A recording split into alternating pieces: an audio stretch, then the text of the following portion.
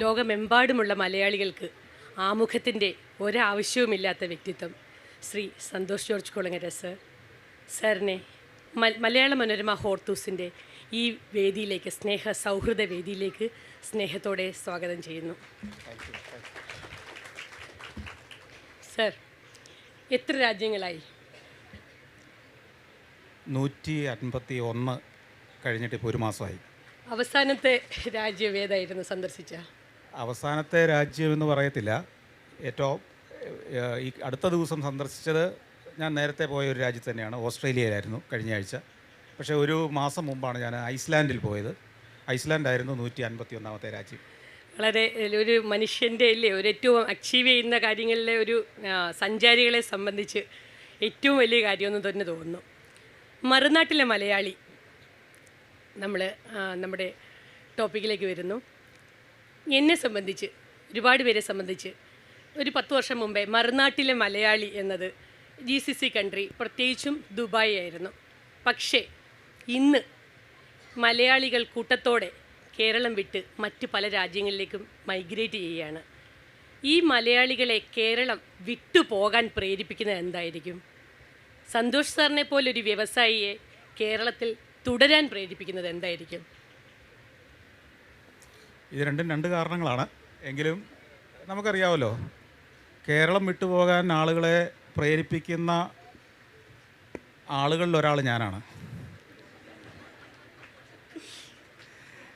അത് ഇപ്പോൾ വിട്ടുപോകുന്നവരൊക്കെ ജനിച്ച കാലം മുതൽ സഞ്ചാരം കണ്ടു വളരുന്നവരാണ്.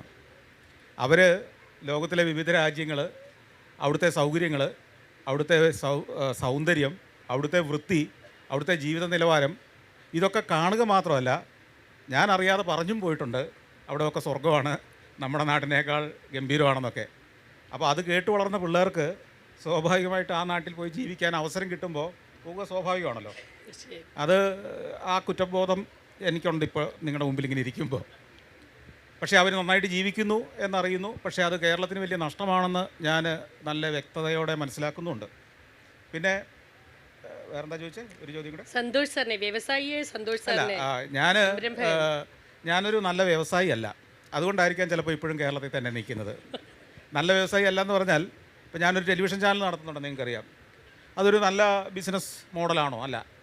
ഒരു ബിസിനസ്സുകാരൻ എന്ന നിലയിൽ ആ ഒരു ടെലിവിഷൻ ചാനൽ നടത്തുന്നയാൾ ഒരു പരാജയമാണ്.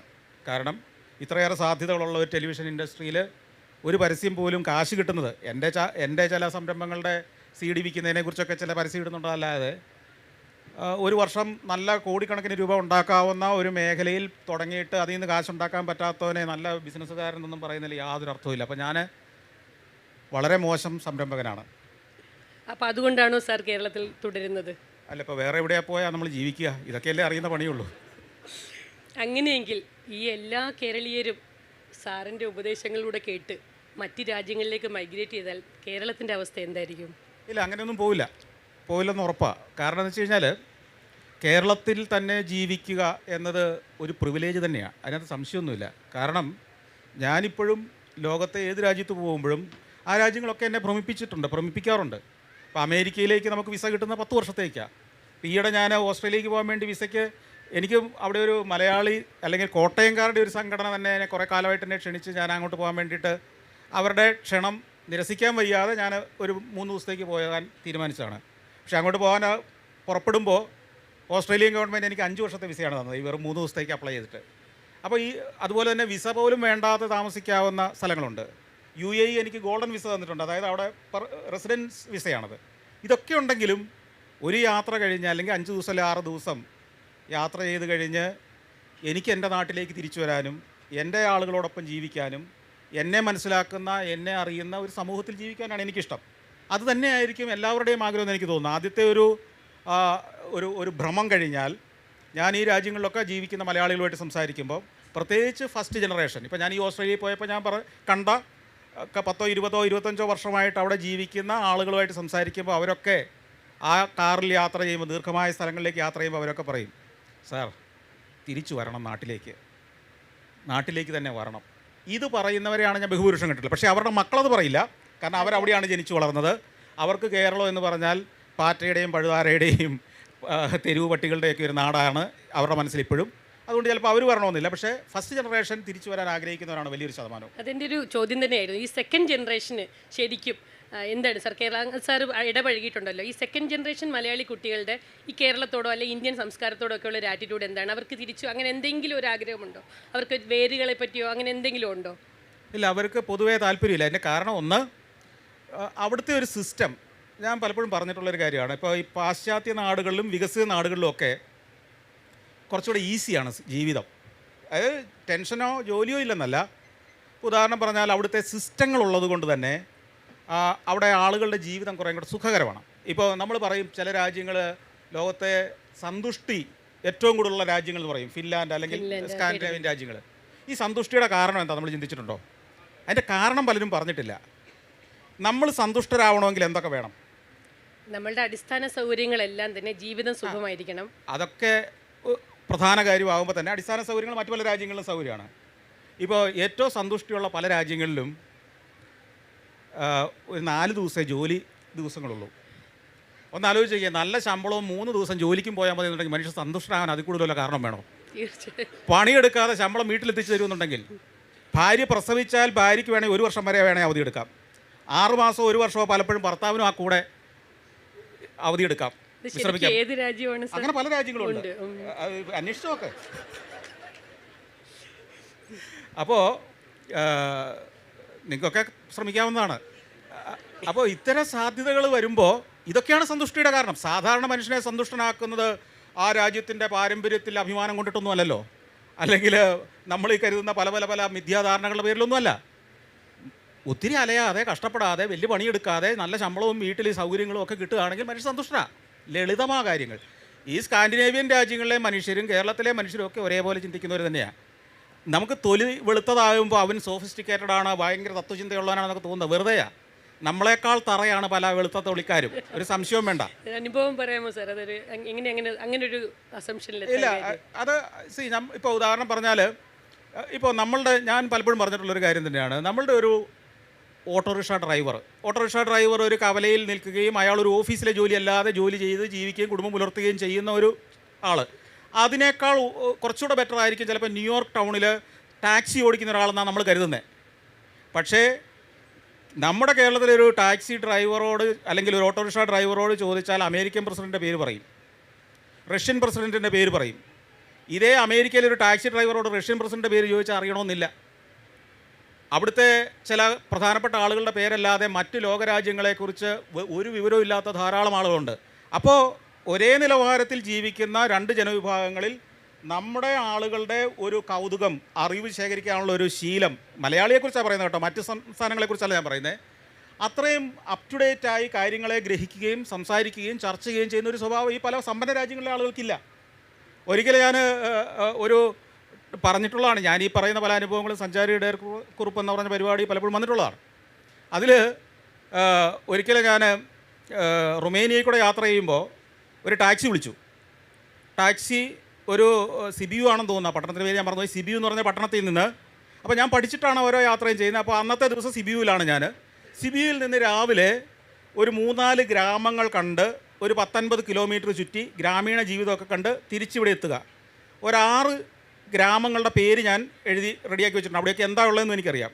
അപ്പോൾ ഈ ടാക്സി വിളിക്കുമ്പോൾ തന്നെ ടാക്സിക്കാരനോട് പറഞ്ഞാൽ ഇതാണ് ആദ്യത്തെ ഗ്രാമം, രണ്ടാമത്തേത്, മൂന്നാമത്തേത്, ഈ 6 ഗ്രാമങ്ങളുടെ പോയിട്ട് നമുക്ക് ഉച്ചയാകുമ്പോൾ തിരിച്ചെത്തണം. അവൻ സമ്മതിച്ചു, അതിൻ്റെ പൈസയും തീരുമാനിച്ചു. അങ്ങനെ ഓടുകയാണ്. അപ്പോൾ ഞാൻ പുറത്തെ കാഴ്ചകളൊക്കെ ഷൂട്ട് ചെയ്തിരിക്കുക. ഞാൻ കുറച്ച് നേരത്തേക്ക് ഈ ഷൂട്ട് ചെയ്യുന്നത് ശ്രദ്ധയിലായിപ്പോയി. അപ്പോൾ സത്യത്തിൽ ഒരു 1/4 മണിക്കൂർ ഓടിക്കഴിഞ്ഞപ്പോൾ ഞാൻ ഈ കാറുകാരനോട് ചോദിച്ചു, നമ്മുടെ ആദ്യത്തെ ഗ്രാമം എത്തേണ്ട സമയം കഴിഞ്ഞല്ലോ. അപ്പോൾ അവൻ പറഞ്ഞു, ആദ്യത്തേതോ 4ാമത്തെ ഗ്രാമം കഴിഞ്ഞു. ഇതാണ് അവരുടെ ബോധം. മനസ്സിലായില്ല? അവൻ ആ 4 ഗ്രാമത്തിൻ്റെ പരിസരത്തൂടെ ഓടിച്ച് ഷോർട്ട് കട്ട് അതിൻ്റെ ബൈപ്പാസിൽ കൂടെയൊക്കെ ഓടിച്ച് 5ാമത്തെ ഗ്രാമത്തോട് അടുത്തുകൊണ്ടിരിക്കുക. അവനുദ്ദേശിച്ച അതിലൂടെ അങ്ങ് പോയാൽ മതി എന്നാണ്. എന്നാൽ നമ്മുടെ ഒരു ടാക്സിക്കാരനാണെങ്കിൽ പറയും, സാറേ ആദ്യത്തെ ഗ്രാമം എത്താൻ പോവുകയാണ്, അവിടെ എങ്ങോട്ടാണ് പോകണ്ടേ, ഈ ചോദ്യം ചോദിക്കും. അപ്പോൾ ഇത്രയൊക്കെ ഈ പറഞ്ഞ വെളുത്ത തൊലിക്കാരനും ബോധമൊക്കെ ഉള്ളൂ. അതിനകത്ത് പണ്ഡിതന്മാരുണ്ട്, ഈ ജീനിയസുകൾ എക്സ്ട്രീം ജീനിയസുകളാണ്. അവരെങ്ങനെയാണ് കൂടുതൽ മികച്ച ജീവിത സൗകര്യത്തിൽ ജീവിക്കുന്നത്, അല്ലെങ്കിൽ അവർ ലോകത്തെ നയിക്കുന്നതെന്ന് ചോദിച്ചാൽ അവിടെ പ്രൊഫഷണലായ സിസ്റ്റംസ് ഉണ്ട്. ഈ ജീനിയസുകൾ ഉണ്ടാക്കുന്ന പ്രൊഫഷണൽ സിസ്റ്റത്തെ അവിടെ സാധാരണക്കാരനും ഫോളോ ചെയ്യുന്നു. അതുകൊണ്ടാണ് അവരുടെ വിജയം. നമുക്കിവിടെ സിസ്റ്റം ഉണ്ടാക്കുന്നിടത്ത് ജീനിയസ് ആണോ എന്ന് എനിക്കറിയില്ല. ഏതായാലും അനുസരിക്കാതിരിക്കുന്നതിൽ നമ്മൾ വളരെ ജീനിയസുകളാണ്. സത്യമാണ്. ഇവിടെ ഒരു നിയമം ഉണ്ടാക്കിയാൽ അതിനെ എങ്ങനെ വയലേറ്റ് ചെയ്യാമെന്നും, ഇപ്പോൾ റോഡിലെ നിയമങ്ങൾ തന്നെ നോക്കിയാൽ മതി. ഇവിടുന്ന് അമേരിക്കയിലേക്ക് എത്തുന്ന ഒരു മലയാളി അവിടെ ഡ്രൈവിംഗ് ലൈസൻസ് കിട്ടിയ ആ നിമിഷം മുതൽ അമേരിക്കക്കാരനേക്കാൾ പഞ്ചുലായിട്ട് ഒരു തോന്നിയാസം കാണിക്കാതെ, ഒരു ഹോൺ പോലും അടിക്കാതെ, ഹെഡ്ലൈറ്റ് ഹൈ ബീമിൽ പോലും ഇടാതെ വണ്ടി ഓടിക്കും. അവരോട് ചോദിക്കും, നീ നാട്ടിലിങ്ങനെയൊന്നും അല്ലായിരുന്നല്ലോ ചോദിക്കുമ്പം, എൻ്റെ സാറേ ഇവിടെ വിവരം അറിയും അതുകൊണ്ടാണെന്ന് പറയും. അപ്പോൾ ആ നിയമങ്ങളും സംവിധാനങ്ങളും ഒക്കെ ഇവിടെ വന്നാലോ, അമേരിക്കയിൽ നിന്ന് അവധിക്ക് ഇവിടെ വരുന്നവൻ ഇവിടെ വന്ന് ഇറങ്ങുമ്പോഴേ മുണ്ട് മടക്കി കുത്തിയിട്ട് ആ നിയമം വയലേറ്റ് ചെയ്യാനുള്ള ഒരു അവസരത്തിനാണ് നോക്കുന്നത്. അവധിക്ക് വരുന്നത് തന്നെ അതിന് വേണ്ടിയാണ്. അതെന്തുകൊണ്ടായിരിക്കും? നമ്മുടെ നിയമങ്ങൾ ശക്തമല്ലാത്തതുകൊണ്ട് മാത്രമായിരിക്കും അല്ലേ സാർ? അതാണോ? അതല്ല, നമുക്കതൊക്കെ ഒരു രസമാണ്. നല്ല ഫൈൻ ഉണ്ടെങ്കിൽ നമുക്ക് ഈ രസം മറികടക്കാം. തീർച്ചയായിട്ടും ഉള്ളല്ലോ. നമുക്ക് ഫൈനുള്ള ചില കാര്യങ്ങൾ നമ്മളൊന്നും ചെയ്യാറില്ലല്ലോ, അല്ലേ? അതെ, തീർച്ചയായിട്ടും. ഇപ്പോൾ ഉദാഹരണത്തിന് കള്ളു കുടിക്കുന്നവരെ വഴി മുഴുവൻ ഊതിച്ച് കള്ളു കുടിച്ച് ഡ്രൈവ് ചെയ്യുന്നവരെ ഊതിക്കുന്ന ഒരു കാലത്ത് അധികം മദ്യപിച്ച് വാഹനം ഓടിക്കുന്നതൊക്കെ കുറഞ്ഞിരുന്നില്ലേ? ശരിക്കും. അതുപോലെ ഓരോന്നിലും ഉണ്ടല്ലോ. കർശനമായ നിയമമുള്ളിടത്ത് നമ്മളത് അനുസരിക്കുന്നുണ്ട്. അതുപോലെ നമ്മൾ ഈ ഇപ്പോൾ കാണുന്നത് കൂണ് പോലെ മുളച്ച എഡ്യൂക്കേഷണൽ കൺസൾട്ടൻസികൾ ഈ ചോദ്യത്തിൻ്റെ തുടർച്ച തന്നെയാണ്. അപ്പം പലപ്പോഴും ഞാൻ കണ്ടിട്ടുള്ളതാണ്, ഒരു 7000 സ്റ്റുഡൻസിനെ ഞങ്ങൾ ഈ ഒരൊറ്റ വരവിൽ വിട്ടു. അതൊരിപ്പോൾ ഒരു വലിയൊരു ബിസിനസ്സാണ്. അപ്പം നമ്മൾ ഓർക്കുകയാണ്, നമ്മളുടെ യൂത്ത് മൊത്തം വീട് പണയപ്പെടുത്തി കടമാക്കി വളരെ ബേസിക്കായിട്ടുള്ള, അതായത് BPL ലൈനിലുള്ള ആളുകളുടെ പോലും മക്കൾ അങ്ങനെ പോയിക്കൊണ്ടിരിക്കുകയാണ്. അപ്പോൾ ഈ ഒരു സിറ്റുവേഷൻ, എന്നിട്ട് ഇവർ അവിടെ ചെല്ലുന്നു, അവിടെ ബ്ലൂ കോളർ ജോലികൾ, പാർട്ട് ടൈം ജോലികൾ ചെയ്യുന്നു, കോഴ്സ് കംപ്ലീറ്റ് ആക്കാതെ, പിന്നീട് വർക്ക് പെർമിറ്റ് കിട്ടാതെ, പിന്നെ വീണ്ടും തിരിച്ചു വരിക, അങ്ങനെയുള്ളൊരു പ്രത്യേക ഒരു, എൻ്റെ തന്നെ ഒരുപാട് സുഹൃത്തുക്കളത് ഞാൻ കണ്ടുകൊണ്ടിരിക്കുകയാണ്. അപ്പോൾ ഇത് ശരിക്കും സാറിന് ഒരു അവയർനെസ്സിലോട്ട്, ആ ഒരു ലെവലിലോട്ട് സംസാരിക്കാൻ പറ്റില്ല ഇത്. കാര്യം ഇങ്ങനെ പോയിട്ട് അത് നഴ്സിംഗ് ജോബിനെ പറ്റിയല്ല ഞാൻ പറയുന്നത്, മറ്റൊരുപാട് എന്താണ് അവർ പഠിക്കുന്നതെന്ന് പോലും അറിയത്തില്ല. പല യൂണിവേഴ്സിറ്റികളിലും എന്ത് കോഴ്സാണ് ഓഫർ ചെയ്യുന്നതെന്ന് അറിയില്ല, അങ്ങ് പോവുകയാണ്. ഇതിനെപ്പറ്റി എനിക്ക് തോന്നുന്നു സാറ് പറയുമ്പോൾ കുറച്ചും കൂടി ശക്തമായിട്ട് അവർ മനസ്സിലാക്കുമെന്ന് തോന്നുന്നു ഇങ്ങനെ ഈ ഒരു സിറ്റുവേഷനെ. അല്ല, ഇപ്പോൾ ഈ ഒരു വിദേശ രാജ്യത്ത് പോയി കുറച്ചു കാലം ജീവിക്കാൻ കിട്ടുന്ന അവസരത്തെ ഞാൻ വേണ്ടെന്ന് പറയില്ല. അതിൻ്റെ കാരണം എന്ന് വെച്ച് കഴിഞ്ഞാൽ ആ അനുഭവം ഉണ്ടാകുന്നത് നല്ലത് തന്നെയാണ്. പക്ഷേ നമ്മുടെ വീട് പോലും പണയപ്പെടുത്തി പോകുന്നത് ഉത്തരവാദിത്തപ്പെട്ട ഒരു മനസ്സോടുകൂടി ആയിരിക്കണം. കാരണം അവിടെ ചെന്ന് നമുക്ക് ജോലി കിട്ടുമോ, നമ്മൾ എന്ത് ജോലിക്കാണ് പോകുന്നത്, അല്ലെ എന്ത് പഠിക്കാനാണ് പോകുന്നത്, ആ പഠിക്കുന്നതിന് ഒരു സാധുതയുണ്ടോ എന്നൊക്കെ പഠിക്കേണ്ടതൊരു സാമാന്യ ബോധത്തിൻ്റെ ഒരു പ്രശ്നമാണ്. അത് ശ്രദ്ധിക്കണമെന്ന് എല്ലാവരും പറയാറുണ്ട്. അതല്ലാതെ ഇപ്പോഴത്തെ സ്ഥിതിയിൽ നിങ്ങളോട് അല്ലെങ്കിൽ ആരോടെങ്കിലും ഞാൻ വിദേശത്ത് പോയി പഠിച്ച് അവിടെ ഒരു തൊഴിലിൻ്റെ സാധ്യത ശ്രമിക്കരുതെന്ന് പറഞ്ഞാൽ അവർ തിരിച്ചെന്നോട് ചോദിക്കുക, പകരം നിങ്ങൾ എനിക്ക് എന്ത് തരും ഇവിടെ എന്ന ചോദ്യത്തിന് ഉത്തരവില്ല നമുക്ക്. അതുകൊണ്ടാണ് അപ്പോൾ സ്വാഭാവികമായിട്ടും ഇതിനുള്ള പരിഹാരമാർഗം എന്താണ്? നാട്ടിൽ കേരളം ആ രാജ്യങ്ങൾ പ്രലോഭിപ്പിക്കുന്നത് പോലെ പ്രലോഭിപ്പിക്കുന്ന, നമ്മുടെ അടുത്ത തലമുറയെ പ്രലോഭിപ്പിക്കുന്ന ഒരു നാടാക്കി മാറ്റുക മാത്രമാണ് ഇതിന് വഴി. പ്രലോഭിപ്പിക്കുക എന്ന് പറഞ്ഞാൽ അതിനേക്കാൾ കുറച്ച് സൗകര്യം കുറഞ്ഞാൽ പോലും നമ്മൾ കോംപ്രമൈസ് ചെയ്യും നമ്മുടെ നാടെന്ന നിലയിൽ, അല്ലേ? അവിടെ കിട്ടുന്ന സൗകര്യങ്ങൾ ഇവിടെ കൊടുക്കാൻ ഇന്ന് ഭരണാധികാരികളും പൊതുസമൂഹവും ബാധ്യസ്ഥരാണ്. കാരണം എന്താണ്? ഇവിടെ ജനിച്ച സമയത്ത് തന്നെ ജനിച്ച മറ്റൊരു കുട്ടി അവൻ UK എന്നതുകൊണ്ട് ഇവിടെ ജനിച്ചവൻ അവന് കിട്ടുന്ന ഒരു സൗകര്യവുമില്ലാതെ ജീവിക്കുക എന്ന് പറയുന്ന ഒരു എന്താണ് സാമൂഹ്യ നീതിയുടെ ചോദ്യം ചെയ്യുന്ന ഒരു കാലത്താണ് നമ്മൾ നിൽക്കുന്നത്. കാരണം സോഷ്യൽ മീഡിയയിലൂടെ ഇന്ന് UK ഒരു പൗരൻ എന്താ അനുഭവിക്കുന്നതെന്ന്, അല്ലെങ്കിൽ എന്തിനേറെ ഇന്ന് നമ്മുടെ മലേഷ്യയിലോ സിംഗപ്പൂരിലോ പോലും ജീവിക്കുന്ന മനുഷ്യന് കിട്ടുന്ന പ്രിവിലേജ് എന്തെന്നറിയാൻ ആളുകൾക്ക് ഒരു നിമിഷം മതി. അപ്പോൾ അവിടെ ലോക നിലവാരമുള്ള ഫെസിലിറ്റികൾ നമ്മുടെ നാട്ടിൽ കൊടുക്കാൻ ഇനിയും സാധ്യമാകുന്നില്ലെങ്കിൽ ലോകത്തിലെ ഇത്രാമത്തെ വലിയ സാമ്പത്തിക ശക്തിയാണെന്ന് നമ്മൾ അഭിമാനിക്കുന്നതിൽ ഒരർത്ഥവും ഇല്ല. പൗരന് ആ ശക്തി കൊണ്ട് എന്ത് ഗുണം കിട്ടുന്നു എന്നുള്ളതല്ലേ കാര്യം. നമ്മുടെ അടുത്ത തലമുറയ്ക്ക് ഈ നാട്ടിൽ തന്നെ ജീവിക്കണമെന്ന് തോന്നുന്ന സൗകര്യങ്ങൾ നമ്മൾ കൊടുക്കുക. അത് തീർച്ചയായിട്ടും ഗവൺമെൻറ്റുകൾ ശ്രമിക്കുന്നുണ്ട്. പക്ഷേ നമ്മുടെ ഒത്തിരി ബാധ്യതകളും പ്രശ്നങ്ങളിൽ നിന്ന് അതിന് സമയമെടുക്കുന്നു. അതാണ് കാര്യം. അപ്പോൾ ഞങ്ങൾ ഇതെല്ലാം ഒരു പ്രതീക്ഷയിലാണ് സാറിനെ ഞങ്ങൾ പ്ലാനിംഗ് ബോർഡിലോട്ട് ഇരുത്തിയത്. സാറിന് ആ ഒരു പൊസിഷനിൽ ഇരുന്നു കൊണ്ട് ഈ ഒരു കാര്യങ്ങളെ നേരിടാൻ എന്തൊക്കെ ഒരു കോൺട്രിബ്യൂഷൻ നൽകാൻ പറ്റി, അതുപോലെ തന്നെ അത് ഇംപ്ലിമെൻ്റ് ചെയ്യാൻ സാങ്കേതിക തടസ്സങ്ങൾ ഉണ്ടായിട്ടുണ്ടോ, അതൊന്ന് അറിയണമെന്ന് ആഗ്രഹമുണ്ട്. ഈ പ്ലാനിംഗ് ബോർഡ് എന്ന് പറയുന്നത് ഒരു ജനാധിപത്യ വ്യവസ്ഥയിൽ, അതായത് ജനങ്ങൾ തിരഞ്ഞെടുത്ത വിട്ട ജനപ്രതിനിധികൾ, MLA മാർ, മന്ത്രിമാർ, മന്ത്രിസഭ, ഇവർ ചേർന്ന് ഇവരുടെ ആ ഓരോ പ്രദേശത്തെയും ആവശ്യത്തിനനുസരിച്ച് കൊണ്ടുവരുന്ന പ്രപ്പോസൽസാണ് കേരളത്തിൽ കൂടുതൽ നടക്കുന്നത്. എന്നാൽ അതിനെ ഫീസിബിളാണോ, അത് ആണോ യഥാർത്ഥത്തിൽ ആവശ്യമുള്ളത്, അതിനേക്കാൾ മികച്ച സാധ്യതകളുണ്ടോ എന്ന് പരിശോധിക്കുകയും അതിന് പുതിയ നിർദ്ദേശങ്ങൾ ആ കൂടെ കൊടുക്കുകയും ചെയ്യലാണ് പ്ലാനിംഗ് ബോർഡ് മെമ്പേഴ്സിൻ്റെ ജോലി.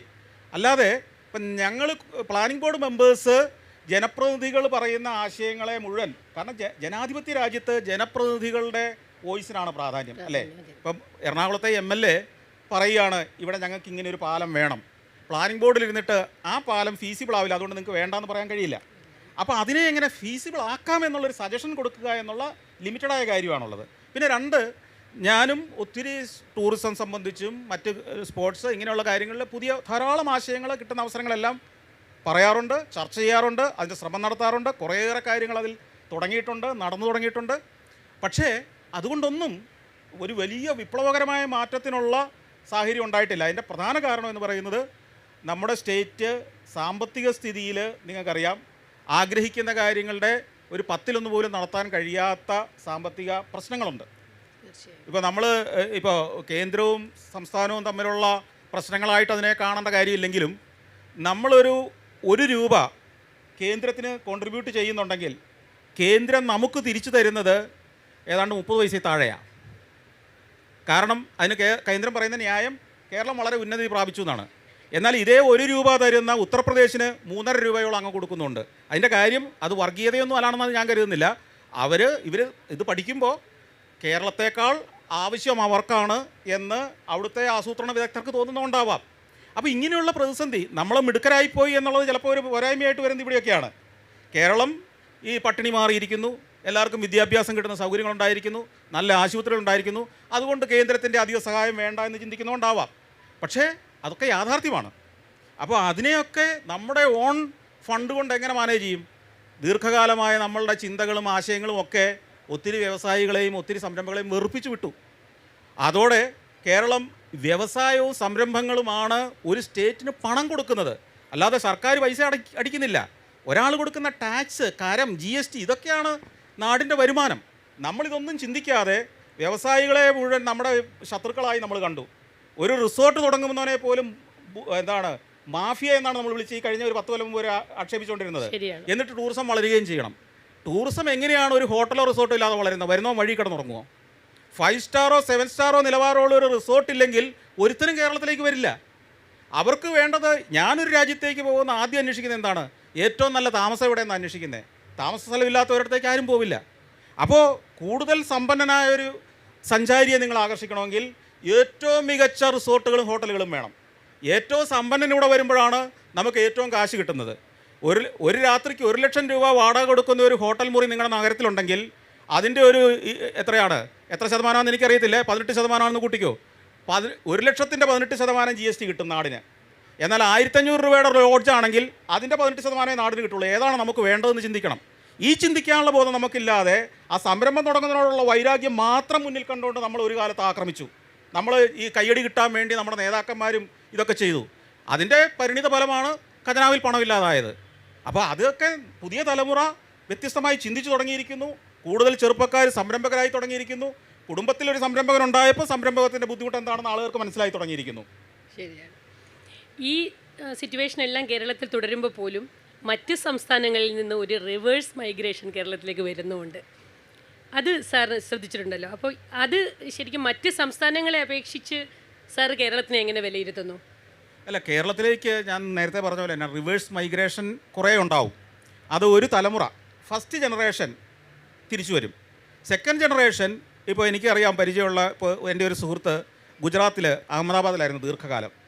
അദ്ദേഹം ഭാര്യയും കൂടെ ഒരു കൊല്ലം മുമ്പ് തിരിച്ച് കൊച്ചിയിലേക്ക് വന്നു. ഒരു വീടൊക്കെ വാങ്ങി താമസമാക്കി കുട്ടികളൊക്കെ ആയിട്ടാണ് വന്നത്. ഒറ്റ മാസം കഴിഞ്ഞപ്പോൾ കുട്ടികൾ തിരിച്ചു പോയി. അവർ പറഞ്ഞു ഞങ്ങൾ അഹമ്മദാബാദിൽ തന്നെ ജീവിച്ചോളാം, എന്ന് കാരണവന്മാർ ഇവിടെ വന്നാൽ മതി എന്ന് പറഞ്ഞു. അപ്പോൾ അവർക്ക് അവിടുത്തെ ചില സാഹചര്യങ്ങൾ, അത് എന്ത് മേന്മ കൊണ്ടാണെന്ന് എനിക്കറിയില്ല, പക്ഷേ അവരുടെ സൗഹൃദങ്ങൾ അവിടെ ആയതുകൊണ്ടാവാം, അവിടുത്തെ സാമൂഹ്യ ബന്ധങ്ങൾ അങ്ങനെ ആയതുകൊണ്ടാവാം. സെക്കൻഡ് ജനറേഷൻ ഒരു റിവേഴ്സ് മൈഗ്രേഷന് സാധ്യത വളരെ കുറവാണ്.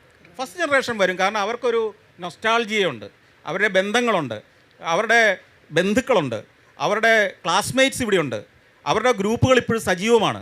അവരുടെ മനസ്സിൽ ഇപ്പോഴും ആ ഓണക്കാലവും ഈ മുമ്പേ പറഞ്ഞ പോലെ തന്നെ ഹോണടിച്ച് വഴി കൂടെ ഓടിക്കുന്നത്, മുണ്ട് മണക്കി കുത്തി അമ്പലപ്പറമ്പിലേക്ക് പോകുന്നതും ഒക്കെ അവൻ്റെ മനസ്സിൽ ഇപ്പോഴും ഉള്ളത് കൊണ്ട് തന്നെ വാർദ്ധക്യകാലത്തെങ്കിലും ഞാൻ അതൊക്കെ ഒന്നുകൂടെ ആസ്വദിക്കും എന്നുള്ള ചിന്തയോടെ തിരിച്ചു വരുന്നുണ്ട്. അതുപോലെ നമ്മളിപ്പോൾ കുറേ ഒരു ഇത് കാണുകയാണ്, നമ്മളുടെ പല ക്ലിപ്പുകളും കാണുകയാണ്, വിദേശത്ത് താമസമാക്കിയിരിക്കുന്നവർ അവരുടെ പല ആഘോഷങ്ങളും പ്രൊസഷൻസ് ഇതെല്ലാം, അതായത് ഇന്ത്യയിലെയും കേരളത്തിലെയും പല പല പല ആഘോഷങ്ങളെ നമ്മൾ അവിടെ റോഡൊക്കെ ബ്ലോക്ക് ചെയ്ത് വളരെ കാര്യമായിട്ട് തന്നെ ആഘോഷിക്കുകയാണ്. ഒരു കൾച്ചറൽ ഐഡൻറ്റിറ്റിയുടെ ഒരു പ്രദർശനം. ഈ ഒരു നൊസ്റ്റാൾജിയ പ്രദർശിപ്പിക്കപ്പെടുന്നതിനെ പറ്റി സാറിന് എന്താണ് പറയാനുള്ളത്? അവിടുത്തെ പ്രദർശനത്തിന് ആനുപാതികമായിട്ട് അടിയും കൊള്ളുന്നുണ്ട്. അതാണ് അവിടുത്തെ ഒരു പ്രശ്നം. കാരണം നമുക്കറിയാമല്ലോ, അത് ഇപ്പോൾ നമ്മളുടെ ഒരു സാംസ്കാരിക പൈതൃകം അവിടെ പ്രദർശിപ്പിക്കുമ്പോൾ അത് ആ നാട്ടുകാർക്ക് എത്ര കണ്ട് സ്വീകാര്യമാണെന്ന് ചിന്തിക്കേണ്ട വളരെ പ്രധാനപ്പെട്ട ഒരു കാര്യമാണ്. ആ നാട്ടുകാരാണ് അവിടെ പരമ്പരാഗതമായിട്ട് ജീവിച്ചു വരുന്നത്. അവരുടെ ഒരു അഭിമാനബോധമുണ്ട്, ഇത് എൻ്റെ നാടെന്ന് അവൻ വിശ്വസിക്കുന്നിടത്ത് വേറെ ആൾ വന്ന് ഷോ കാണിക്കുമ്പോൾ ഉണ്ടാകാവുന്ന പ്രശ്നമൊക്കെ ഉണ്ടാവും. അപ്പോൾ അത് നോക്കിയും കണ്ട് നമ്മൾ ചെയ്യണം, അത്രയേ ഉള്ളൂ. നമുക്കൊരു ഓഡിറ്റോറിയത്തിനകത്ത് ചെയ്യാവുന്ന കാര്യങ്ങൾ ഓഡിറ്റോറിയത്തിനകത്ത് ചെയ്യണം. വഴിയിലിറങ്ങി ചെയ്യുന്നത് തീർച്ചയായും ആ നാട്ടുകാരുടെ വികാരം മനസ്സിലാക്കാനുള്ള ഒരു കോമൺ സെൻസ് കൂടെ നമ്മൾ കാണിക്കണം, അത്രേ ഉള്ളൂ. അത് ശരിക്കും എനിക്ക് തോന്നുന്നു നമ്മളിപ്പോൾ പെരുമ്പാവൂരെ ബംഗാൾ സ്വദേശികളെല്ലാം കൂടി ആലുവയിലെ റോഡ് ബ്ലോക്ക് ചെയ്ത് ഒരു ദുർഗാപൂജ നടത്തിയാൽ നമുക്കുണ്ടാകാവുന്ന എല്ലാ അസ്വസ്ഥതകളും മറ്റൊരു രാജ്യത്തും ഉണ്ടാകുന്നുണ്ടല്ലേ? അതാണ് സാർ, അങ്ങനെയാണോ സാർ ഉദ്ദേശിക്കുന്നത്? അത് ഏകദേശം നിങ്ങൾക്ക് അങ്ങനെ ഊഹിക്കാവുന്നതേ ഉള്ളൂ. ശരിക്കും അങ്ങനെയൊക്കെ തന്നെയാണ്. അതുപോലെ മറ്റൊരു ചോദ്യം പറയാനുള്ളത് ഒരു ക്ലീഷേഡ് സെൻറ്റൻസാണ്. ചന്ദ്രനിൽ പോയാലും ഒരു മലയാളിയെ കാണാം. അപ്പം എൻ്റെ പരിമിതമായ യാത്രയിൽ ഞാൻ ഒരിക്കൽ ടർക്കിയിൽ ഇസ്താംബുളിൽ നിന്നും ഒരു ബസ്സെടുത്ത് ഗുഹാനഗരമായ കപ്പഡോക്കിയയിലേക്ക് പോയി. കപ്പഡോക്കിയിൽ നിന്ന് ഞാൻ അവിടെ നിന്നൊരു നമ്മുടെ കടലോര നഗരമായ അന്റാലിയയിൽ പോയി. അന്റാലിയയിൽ നിന്നും ഈ മെഡിറ്ററേനിയൻ സീ നീലക്കടൽ കാണാനുള്ള ആ ഒരു സന്തോഷത്തിന് ഞാൻ നേരെ അന്റാലിയ ബീച്ചിലെ ഒരു വിദൂരമായ ബീച്ചിൽ പോയി. അവിടുന്ന് ഒരു ബസ്സും കാത്ത് ബസ് സ്റ്റോപ്പിൽ ഇരിക്കുമ്പോൾ 3 മലയാളികൾ ആ ബസ് സ്റ്റോപ്പിൽ ഇരുന്ന് പൊട്ടിച്ചിരിച്ച് കാര്യം പറയുക. സത്യത്തിൽ ഞാൻ ഞെട്ടിപ്പോയി. അവരവിടെ കുറച്ച് ബിസിനസ്സൊക്കെ ആയിട്ട് കൂടിയിരിക്കുക. സാറിനെ അങ്ങനെ വിസ്മയിപ്പിച്ച, അതായത് മലയാളി ഇവിടെയും മലയാളി എത്തിയോ എന്ന് വിസ്മയിപ്പിച്ച ഏതെങ്കിലും ഒരു സ്ഥലമുണ്ടോ? ഇല്ല, ഇപ്പോൾ ആ വിസ്മയമൊക്കെ പോയി. അതാണ് സത്യം. വളരെ നോക്കിയും കണ്ടോ ഇപ്പം ഞാൻ സഞ്ചരിക്കുന്നത്. ഏത് ബസ് സ്റ്റാൻഡിൽ ചെന്നിറങ്ങുമ്പോൾ ഇവിടെ ഒരു മലയാളി മിക്കവാറും വരാൻ സാധ്യതയുണ്ടെന്നുള്ള ചിന്തയോടുകൂടി തന്നെയാണ് ഇപ്പോൾ സഞ്ചരിക്കുന്നത്. അതെവിടെയേ ഉണ്ട് താനും. അങ്ങനെ ഒരു വിസ്മയിപ്പിച്ച് അങ്ങനെ എന്തെങ്കിലും ഉണ്ട്? അല്ല, ആദ്യത്തെ ചില യാത്രകളിലൊക്കെ എനിക്ക് അങ്ങനെ ഇയാളെന്താ ഇവിടെ എന്ന് തോന്നിയിട്ടുണ്ടാവാം. പക്ഷെ അതോടെ ഒരു 2 യാത്ര കഴിയുമ്പോൾ മനസ്സിലാവുമല്ലോ. അത് തന്നെയല്ല, നമുക്കറിയുകയും ചെയ്യാം. ലോകത്തെല്ലായിടത്തും മലയാളി ഉണ്ട് എന്നുള്ളതല്ല ഇപ്പോൾ വിസ്മയിപ്പിക്കുന്നത്. ഇപ്പം നമ്മളെ വിസ്മയിപ്പിക്കുന്നത് ആ മലയാളിക്ക് ആ നാട്ടിൽ എത്ര സ്വാധീനമുണ്ട് എന്നുള്ളതാണ്. അതാണ് നമുക്കിപ്പോൾ വിസ്മയമാകുന്നത്, അല്ലാതെ ആ നാട്ടിലുണ്ടെന്നുള്ളതല്ല. ഇപ്പോൾ ഈയിടെ ഞാൻ ഇപ്പോൾ രാവിലത്തെ ഒരു സെഷനിൽ ഞാൻ പറഞ്ഞു, അവിടെ ഉണ്ടായിരുന്നവർ കേട്ടിട്ടുണ്ടാവും ചിലപ്പോൾ. അതായത് ഞാൻ ഈ കഴിഞ്ഞ ആഴ്ച ഞാൻ പറഞ്ഞല്ലോ ഓസ്ട്രേലിയയിലെ പെർത്തിലായിരുന്നു. പെർത്തിലൂടെ ഒരു 4-5 ദിവസം ഉണ്ടായിരുന്നപ്പോൾ അവിടെ ഒരു പരിപാടിക്ക് പോയതാണെങ്കിലും ബാക്കി 2-4 ദിവസം ഞാൻ ഷൂട്ട് ചെയ്യുമായിരുന്നു. അപ്പോൾ എൻ്റെ കൂടെ വന്ന മലയാളികളോട് ഞാൻ പറഞ്ഞു, എനിക്ക് ഇവിടെ കിട്ടാത്തൊരു സാധനം ഇവിടുത്തെ അബോറിജിൻസിൻ്റെ ജീവിതം, അവരെ ഒന്ന് ചിത്രീകരിക്കണമെന്നുണ്ട്. അവരുടെ എന്തെങ്കിലും ഒരു പെർഫോമൻസൊക്കെ കിട്ടിയാൽ കൊള്ളാം.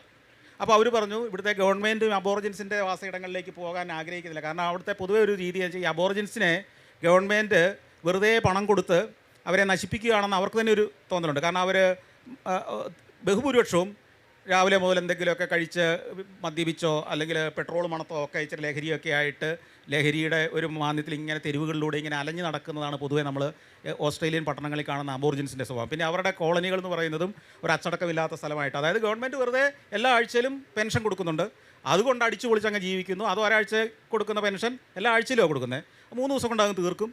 പിന്നെ ഇങ്ങനെ നടക്കും. പിന്നെ എന്തെങ്കിലുമൊക്കെ കടകളിൽ കയറി എടുത്തുകൊണ്ടങ്ങ് പോകും.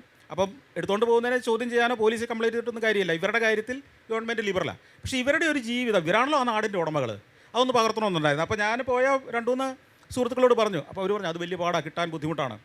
അവസാനത്തെ ദിവസം പിറ്റേ ദിവസം രാവിലെ ഞാനിങ്ങ് പോരുകയാണ്. അന്ന് ഉച്ച കഴിഞ്ഞപ്പം മറ്റൊരു മലയാളിയെ വേറൊരു സ്ഥലത്തേക്ക് ചെല്ലുമ്പോൾ അവിടെ വെച്ച് അദ്ദേഹം കാണുന്നു. അപ്പോൾ അദ്ദേഹം വരുന്നു, പരിചയപ്പെടുന്നു. അപ്പോൾ ഞാൻ എല്ലാം ആവശ്യത്തിന് കിട്ടിയോ? ഞാൻ പറഞ്ഞു ഒരു സാധനം കിട്ടിയിട്ടില്ല, ഒരു അബോറിജിൻ മനുഷ്യരുമായിട്ടുള്ളൊരു ഇൻട്രാക്ഷൻ എനിക്ക് കിട്ടിയില്ല. ഉടനെ അദ്ദേഹം ഫോൺ എടുത്തു വിളിച്ചിട്ട് പറയാണ്, ബ്രോ എവിടെയാണ് ബ്രോ? ഇംഗ്ലീഷിലാണ്. എൻ്റെ ഒരു സുഹൃത്ത് ടെലിവിഷൻ ചാനലിൽ നിന്ന് വന്നിട്ടുണ്ട്, അവർക്ക് നിങ്ങളുടെ 2 ഷോട്ട് വേണം. ഒരു കാര്യം ചെയ്തേ, നിങ്ങൾ ആ ഒറിജിനൽ നിങ്ങളുടെ വേഷമൊക്കെ ആയിട്ടൊന്ന് എന്നാണൊക്കെ. അപ്പോൾ വീണ്ടും വിളിക്കുന്നു, അല്ല ബ്രോ ഇത് എൻ്റെ പേഴ്സണൽ കാര്യമാണ്, പൈസയൊന്നും ഞാൻ തരില്ല, നിങ്ങൾക്ക് 2 ഫാമിലി പാക്ക് KFC ഞാൻ മേടിച്ച് തരും, ബ്രദർ വന്നേ പറ്റൂ പ്ലീസ്. പിന്നെ എന്താ സംഭവിച്ചതെന്ന് അറിയത്തില്ല. ഒരു മണിക്കൂർ കഴിയുമ്പോൾ ഒരു വണ്ടിയിൽ ഒരു 8 അബോറിജിൻസ് വന്നിറങ്ങുന്നു. അവരുടെ ഗോത്രവേഷത്തിൽ ശരീരത്തിൽ ആ വരയും കുറിയും ഒക്കെ ആയിട്ട് അവരുടെ വേഷത്തിൽ ഇറങ്ങുന്നു. എൻ്റെ ക്യാമറയ്ക്ക് മുമ്പിൽ അവരുടെ ഒരു ട്രഡീഷണൽ നൃത്തം പെർഫോം ചെയ്യുന്നു. അവർ ഭയങ്കര സ്നേഹത്തോടെ ഞങ്ങൾക്കൊക്കെ ഓരോ ഉമ്മയും തന്ന് ഈ ഫാമിലി പായ്ക്ക് KFC മേടിച്ചുകൊണ്ട് വീട്ടിൽ പോകുന്നു. അപ്പോൾ ഒരു മലയാളിക്ക് ആ ഓസ്ട്രേലിയയിൽ പോയി എന്നുള്ളതല്ല, അവിടുത്തെ അബോറിജിൻ സമൂഹവുമായിട്ട് പോലുമുള്ള വ്യക്തിബന്ധം ഇത്രയായി കഴിഞ്ഞു എന്ന് പറഞ്ഞാൽ അടുത്ത ഒരു 10 കൊല്ലം കഴിഞ്ഞാൽ കഥ മാറാൻ സാധ്യതയുണ്ട്. അതുപോലെ തന്നെ സാറിൻ്റെ ഒരുപാട് പിന്നെ അതായത് ഈ മരങ്ങാട്ടുപള്ളി എന്ന് പറയുന്ന ഗ്രാമത്തിലേക്ക് സാറ് ലോകത്തെ കൊണ്ടുവരികയാണ് ചെയ്തത്. കാരണം സാറിൻ്റെ സ്ഥാപനം തന്നെ SGKയുടെ സ്ഥാപനം തന്നെ മരങ്ങാട്ടുപള്ളി എന്ന് പറയുന്ന ഗ്രാമത്തിലാണ്. അപ്പോൾ ഈ ലോകത്ത് എവിടെയെങ്കിലും പോയപ്പോൾ എനിക്ക് ഈ ഗ്രാമത്തിൽ എൻ്റെ ഒരു റിട്ടയർമെൻറ്റ് ലൈഫോ അല്ലെങ്കിൽ സെറ്റിലാകണം എന്ന് ചോദിച്ച ഗ്രാമങ്ങൾ ഏതെങ്കിലും ഉണ്ടോ? അല്ല, ഓരോ സ്ഥലത്തും പോകുമ്പോൾ നമുക്ക് സ്വാഭാവികമായിട്ടും തോന്നുമല്ലോ ഈ നാട്ടിൽ അങ്ങ് ജീവിച്ചാലോ, ശിഷ്ടകാലം ഇവിടെ ആക്കിയാലോ, അങ്ങനെ കൊതിപ്പിക്കുന്ന ഒത്തിരി സ്ഥലങ്ങളിലൂടെ നമ്മൾ പോയിട്ടുണ്ട്. പക്ഷേ ഈ കൊതിയൊക്കെ തോന്നുമ്പോഴും നമുക്കറിയാമല്ലോ നമ്മൾ ജീവിക്കുന്നത് മരങ്ങാട്ടുപള്ളിയിലാണെന്നും നമ്മുടെ ആളുകളും നമ്മുടെ പ്രസ്ഥാനങ്ങളും നമ്മുടെ പ്രവർത്തനവും മേഖലയും ഒക്കെ മരങ്ങാട്ടുപള്ളിയിലാണെന്ന് നമുക്കറിയാം. ഞാൻ അവിടേക്ക് തിരിച്ചു വരാൻ വേണ്ടി തന്നെയാണ് എല്ലാ യാത്രയും പോകുന്നത്. അങ്ങനെ ഒരു പ്രത്യേകമായിട്ടൊരു പറയാനില്ല ഒരു അല്ല, പലയിടത്തും ഉണ്ട്. ഞാനത് പറഞ്ഞിട്ടുണ്ട് സഞ്ചാരത്തിലൊക്കെ. ഇപ്പോൾ ഈവൻ ആഫ്രിക്കയിലെ പല രാജ്യങ്ങളിൽ പോലും നമ്മൾക്ക് താമസിക്കാൻ കൊതി തോന്നുന്ന തരത്തിൽ വളരുന്ന മനോഹരമായ പ്രകൃതിയുള്ള ഏറ്റവും പ്രധാനം വൃത്തിയുള്ള നാടുകൾ. ആഫ്രിക്കയിലെ റുവാണ്ടയെക്കുറിച്ച് ഞാൻ പറഞ്ഞിട്ടുണ്ട്, സഞ്ചാരത്തിൽ കാണിച്ചിട്ടുണ്ട് 8, 10, 20, 15 എപ്പിസോഡുകളിൽ. റുവാണ്ട എന്ന് പറയുന്ന ഗോത്രയുദ്ധങ്ങൾ പരസ്പരം കൊല വിളിച്ച് 90കളുടെ പകുതി വരെ ഏതാണ്ട് 12 ലക്ഷം ആളുകളെ 3 മാസം കൊണ്ട് കൊന്നൊടുക്കിയ അതിഭീകരമായ കൂട്ടക്കൊലയുടെ ഒരു നാട്ടിൽ ഇന്ന് ചെന്നാൽ ലോകത്തിലെ ഏറ്റവും വൃത്തിയുള്ള രാജ്യം എന്ന് ചോദിച്ചാൽ നിങ്ങൾ ഗൂഗിളിൽ സെർച്ച് ചെയ്താൽ റുവാണ്ട എന്ന് പറയും. അത്ര ഗംഭീരമായ മാറ്റങ്ങൾ. അവിടെയാണ് നമ്മുടെ നാടും നഗരവും ഒക്കെ കാണുമ്പോൾ നമുക്ക് ചെറിയ ലജ്ജ തോന്നുന്നത്. ആഫ്രിക്കയെക്കുറിച്ച് നമ്മുടെ ധാരണ എന്ന് പറഞ്ഞാൽ ഇരുണ്ട ഭൂഖണ്ഡമൊന്നും ഗോത്ര മനുഷ്യരെന്നൊക്കെ ആണെങ്കിൽ അതൊക്കെ പണ്ടാരോ പറഞ്ഞ കഥയാണ്.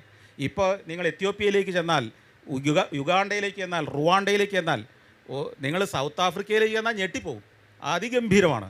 അതുപോലെ തന്നെ സിംബാബ്വെ, ബോട്സ്വാന, ഇതൊക്കെ അതിഗംഭീരമായി വളർന്നു കഴിഞ്ഞു.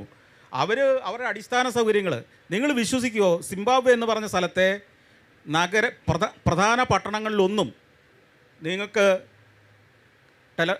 കറണ്ട് കമ്പികൾ കാണാൻ പറ്റില്ല, വൈദ്യുതി പോസ്റ്റുകൾ കാണാൻ പറ്റില്ല.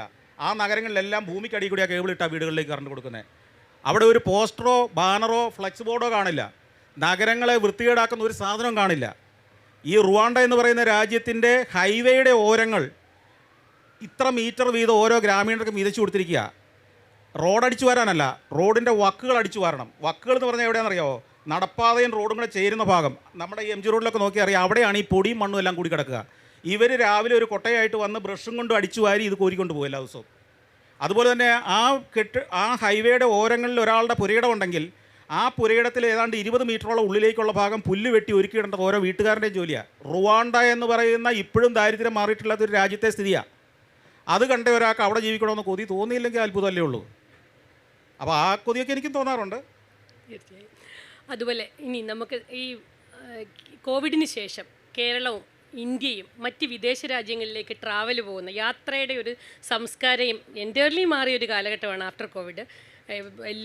ധാരാളം ട്രാവൽ ഏജൻസികൾ സ്റ്റാർട്ട് ചെയ്തു. സഫാരി ചാനൽ തന്നെ സന്തോഷ് സാറിനോടൊപ്പം യാത്ര ചെയ്യാൻ പറ്റുന്ന ഒരു ഓപ്പർച്യൂണിറ്റി, അങ്ങനെയൊക്കെ ശരി ഒരുപാട് പേര് അതിനെപ്പറ്റി ഒരു നല്ല ഒപ്പീനിയൻ പറഞ്ഞിട്ടുണ്ട്. അപ്പോൾ നമ്മുടെ നാട്ടിലെ എല്ലാ ആളുകളും വിദേശ രാജ്യങ്ങളിലേക്ക് യാത്ര ചെയ്യുകയാണ്. നമ്മളുടെ കേരളത്തിന് അതായത് ഈ ലോക വിദേശ സഞ്ചാരികളെ മറ്റ് പല രാജ്യങ്ങളിലുമുള്ള ഒരു 10% കേരളത്തിലേക്ക് കൊണ്ടുവരാൻ, അതായത് കേരളത്തിനൊരു ഗ്ലോബൽ ഗേറ്റ് വേ ആക്കി മാറ്റാൻ സാറിന് എന്തൊക്കെ നിർദ്ദേശങ്ങളാണ് പറയാനുള്ളത്? അതൊക്കെ നീണ്ട കഥയാണ്. അത് ഞാൻ കുറേയൊക്കെ പറഞ്ഞിട്ടുണ്ട്. ഇതിൽ ഞാൻ പറഞ്ഞല്ലോ, ഞാൻ പലപ്പോഴും പറഞ്ഞിട്ടുള്ള കാര്യമായതുകൊണ്ട് വീണ്ടും പറയുന്ന എനിക്കൊരു ആവർത്തന വിരസത ഉണ്ടാകുന്നുണ്ട്. കേട്ടിട്ടുണ്ടാവില്ല നിങ്ങളെങ്കിലും. നമുക്ക് കേരളത്തിൽ ഈ വിദേശികളെ അത്ഭുതപ്പെടുത്തുന്ന എന്തൊക്കെയുണ്ടെന്ന് ആദ്യം ഒരു ലിസ്റ്റ് ചെയ്യണം. എന്നിട്ട് കേരളത്തിനൊരു മാസ്റ്റർ പ്ലാൻ ഉണ്ടാക്കണം. നമ്മളെ അത്ഭുതപ്പെടുത്തുന്നതായിരിക്കണമെന്നില്ല ഒരു വിദേശിയെ അത്ഭുതപ്പെടുത്തുന്നത്. ഞാനത് പലപ്പോഴും പറഞ്ഞിട്ടുള്ളൂ. ഇപ്പോൾ ഉദാഹരണം പറഞ്ഞാൽ, നമ്മളിപ്പോൾ ഇവിടെ നമ്മുടെ കൊച്ചിയിലെ ഒരു കപ്പൽ ക്രൂസ് ഷിപ്പ് വന്ന് കിടക്കുന്നത്, അല്ലെങ്കിൽ ഈ കായലിൽ കൂടി ഒരു ബോട്ട് യാത്ര, ഇതൊക്കെ നമുക്ക് ചിലപ്പോൾ കുടുംബസമയം നടത്തുന്ന എക്സൈറ്റിംഗ് ആയിരിക്കാം. എന്നാൽ ഇതിനേക്കാൾ ഗംഭീരമായ ക്രൂസുകൾ നടക്കുന്ന രാജ്യങ്ങളിൽ നിന്ന് ഉൾനാടുകളിലൂടെ കനാലുകളിലൂടെ ദീർഘദൂരം പോകാവുന്ന, അല്ലെങ്കിൽ വെനീസ് പോലുള്ള കനാൽ നഗരങ്ങൾ, ലോകാത്ഭുതങ്ങളായ വെനീസ് പോലുള്ളൊരു സ്ഥലത്ത് നിന്ന് ഇവിടെ വരുമ്പോൾ ഈ പോളയും ഈ കൊതുകും ഇതൊക്കെയുള്ള കനാല് കാണിച്ച് നമ്മൾ അത്ഭുതപ്പെടുത്താൻ ശ്രമിക്കുമ്പോൾ ഉണ്ടാകുന്ന ഒരു ചളിപ്പ് നമുക്കുണ്ടാവാം. മനസ്സിലായില്ലേ? അപ്പോൾ കിഴക്കിൻ്റെ വെനീസ് എന്ന് പറയുമ്പോൾ ഒറിജിനൽ വെനീസിൽ നിന്ന് വരുന്നവരുടെ സ്ഥിതി ഒന്ന് ആലോചിച്ച് നോക്കിയേ. അപ്പോൾ ഇതൊക്കെ മാറ്റിയിട്ട് ഇതൊക്കെ യാഥാർത്ഥ്യമാണ്.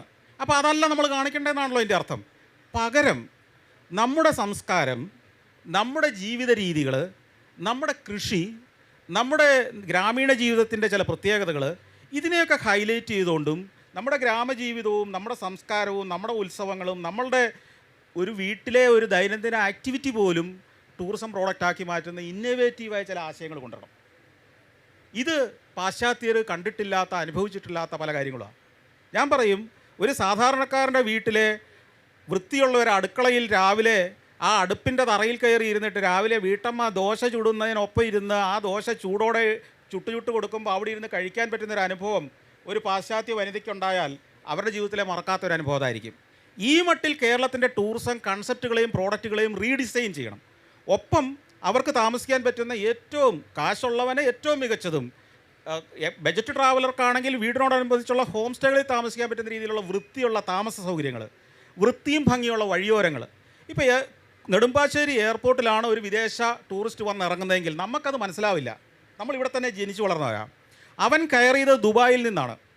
ദുബായിയുടെ പുതിയ കാലത്തെ കണ്ടിട്ടുള്ള ആളുകൾക്കറിയാം എത്ര വൃത്തിയും ക്ലീനും ഡീസൻറ്റുമാണ്. ആ എയർപോർട്ടിലേക്ക് വരുന്ന വഴിയോരങ്ങൾ പോലും മരുഭൂമിയുടെ നടുക്ക് പച്ച പുല്ല് പിടിപ്പിച്ച് മൾട്ടി കളർ പൂക്കളുടെ പരവതാനിക്കകത്തൂടെ നടന്ന് എയർപോർട്ടിലേക്ക് വരുന്നു. അവൻ ഒന്ന് ഉറക്കം തെളിഞ്ഞ് ഇറങ്ങി വരുമ്പോൾ കാണുന്നത് നെടുമ്പാശ്ശേരിയാണ്. അവിടെ എയർപോർട്ടിൽ നിന്ന് കൊച്ചി നഗരത്തിൽ വരെ വരുമ്പോൾ കാണുന്ന കാഴ്ചയായിട്ട് കോൺട്രാസ്റ്റ് അവൻ കാണുന്നത്. അവൻ്റെ ആദ്യത്തെ ഷോക്ക്, ഈ കൾച്ചറൽ ഷോക്ക് എന്നൊക്കെ പറഞ്ഞ പോലെ അവൻ്റെ ആദ്യത്തെ ഷോക്ക്, ദൈവമേ സ്ഥലം മാറിപ്പോയോ എന്നായിരിക്കും. അവിടെ മുതൽ നമ്മൾ തുടങ്ങണം. ദുബായിയോടൊപ്പം നിൽക്കുന്ന, അല്ലെങ്കിൽ അതിനെ വേറൊരു ശൈലിയിലെങ്കിലും അവനെ ആഹ്ലാദിപ്പിക്കുന്ന ദൃശ്യങ്ങൾ കൊണ്ട് ആ വഴിയോരത്ത് മുഴുവൻ വെച്ചിരിക്കുന്ന പെട്ടിക്കടകളും പടുതാ വലിച്ചു കെട്ടിയ സാധനങ്ങളും, വഴിയോരത്ത് ചെളി കുഴിഞ്ഞ് റോഡിൻ്റെ അപ്പുറേ ചെളി കുഴി ചരക്ക് ലോറി വന്ന് പാർക്ക് ചെയ്ത് കുഴിയും ചെളിയുമായ വഴിയോരങ്ങളും, ഇതൊക്കെ നമുക്ക് സ്വാഭാവികമാണ്. അവർക്കവിടെ പാർക്ക് ചെയ്യേണ്ടതെന്നാണ് ചോദ്യം. പാർക്ക് ചെയ്തോളൂ, പക്ഷേ ടൂറിസം ഒന്നും കൂടെ പറയരുത്. നിങ്ങൾക്ക് വിദേശത്തുനിന്ന് ടൂറിസ്റ്റുകളെ വേണമെങ്കിൽ അവർക്ക് വൃത്തിയുള്ള സൗന്ദര്യമുള്ള പരിസരം കൊടുക്കണം. നമ്മൾ കൊടുക്കണമെന്ന് ഒരു നിർബന്ധവുമില്ല. അവർക്ക് ഇതേ സാധനം മലേഷ്യയിൽ കിട്ടും, വിയറ്റ്നാമിൽ കിട്ടും, തായ്ലൻഡിൽ കിട്ടും. അവരങ്ങോട്ട് പോകും. ഇങ്ങോട്ട് വേണമെന്നുണ്ടെങ്കിൽ ഇതൊക്കെ ചെയ്യണം. ഈ ഒരു ആൻസർ ഒരിക്കലും എനിക്ക് ആവർത്തന വിരസത ഉണ്ടാക്കാത്തൊരു മറുപടിയാണ്. കാരണം ഓരോ തവണയും ഇത് കേൾക്കുമ്പോൾ കൂടുതൽ ശരിക്കും നമ്മുടെ രാജ്യത്തെ വൃത്തിയാക്കിയുള്ള, നമ്മുടെ നാടിനെ വൃത്തിയാക്കിയുള്ളതാക്കി മാറ്റാനുള്ളൊരു പ്രതിജ്ഞയെടുക്കൽ പോലെയാണ് എനിക്ക് എപ്പോഴും തോന്നാറുള്ളത്. അപ്പോൾ ഈ ഒരു വാക്ക് ശരിക്കും പറഞ്ഞു കഴിഞ്ഞാൽ വളരെ മോട്ടിവേറ്റിംഗ് ആയ ഒരു വേർഡാണ്. അതുപോലെ സംരംഭകൻ, എഴുത്തുകാരൻ, പര്യവേഷകൻ, ഒരുപാട് തലക്കെട്ടുകൾ സാറിനുണ്ട്. ഇതിൽ സാറ് എല്ലാത്തിലും 100% ഇൻവോൾവ്മെൻ്റ് ഉള്ളതാണ്. എങ്കിലും ഇതിലേറ്റവും സാറുമായി ഹൃദയവുമായി അടുത്ത് നിൽക്കുന്ന ഒരു സഞ്ചാരിയാണോ, എഴുത്തുകാരനാണോ, സംരംഭകനാണോ, വ്യവസായിയാണോ ഏറ്റവും സാറ് എൻജോയ് ചെയ്ത്, അല്ലെങ്കിൽ ഏറ്റവും ഇൻവോൾവ്മെൻറ്റോടുകൂടി, ഏറ്റവും സ്നേഹത്തോടുകൂടി ചെയ്യുന്ന ഒരു എന്തായിരിക്കും? ഏത് ക്യാമറ കൈപ്പിടിച്ചുള്ള ഏത് പണി എനിക്കിഷ്ടമാണ്. അത് സഞ്ചരിക്കുകയാണെങ്കിലും വേറെന്ത് ചെയ്യുകയാണെങ്കിലും ക്യാമറയും അതിൻ്റെ ദൃശ്യമാധ്യമമാണ് ഞാൻ ഏറ്റവും ആസ്വദിക്കുന്നത്. കാരണം ഞാൻ ഒരു പുലർച്ചെ 2 മണി 3 മണി വരെ ജോലി ചെയ്യുന്നയാളാണ്. അത് ജോലിയല്ല എനിക്ക്. നിങ്ങൾ രാത്രി 2 മണി വരെ വേണമെങ്കിൽ ഒരു സൂപ്പർ ഹിറ്റ് സിനിമ കാണാൻ ഇട്ട് തന്നാൽ ഇരുന്ന് കാണില്ലേ? അതുപോലെ എനിക്ക് 2 മണിയോ 3 മണിയോ ആയെന്ന് അറിയാത്തത് ഞാൻ എൻ്റെ എഡിറ്റ് സ്റ്റുഡിയോയിലിരുന്ന് ആസ്വദിക്കുകയാണത്. കാരണം ഞാൻ പോയി കളക്ട് ചെയ്ത് കൊണ്ടുവന്ന ദൃശ്യങ്ങളെ ഒരു കഥയാക്കി മാറ്റി അത് മനോഹരമായ ഒരു എപ്പിസോഡായി മാറ്റുന്നു എന്ന് പറയുന്ന ആ പ്രോസസ്സിനെ ഞാൻ ആസ്വദിക്കുന്നു. അപ്പോൾ അതുകൊണ്ട് ക്യാമറയുടെ പിന്നിലും മുന്നിലും ഉള്ള, അല്ലെങ്കിൽ എഡിറ്റ് സ്റ്റുഡിയോയിലുള്ള ദൃശ്യമാധ്യമക്കാരനെന്ന, അതും പ്രത്യേകിച്ച് സഞ്ചാരത്തിൻ്റെ കണ്ടന്റ് ഉണ്ടാക്കുന്ന ഒരാളെന്ന നില ആ പണിയാണ് ഞാൻ ഏറ്റവും ആസ്വദിക്കുന്നത്. ഇത്രയും നിങ്ങൾക്ക് എല്ലാവർക്കും ഒരുപാട് ചോദ്യങ്ങൾ സന്തോഷ് സാറിനോട് ചോദിക്കാനായിട്ട് നിങ്ങൾ വെയിറ്റ് ചെയ്തിരിക്കുകയാണ്. നിങ്ങളുടെ സമയകൂഴമായി. എനിക്ക് വേറൊരു കാര്യം കൂടെ നിങ്ങളോട് പറയാനുണ്ട്.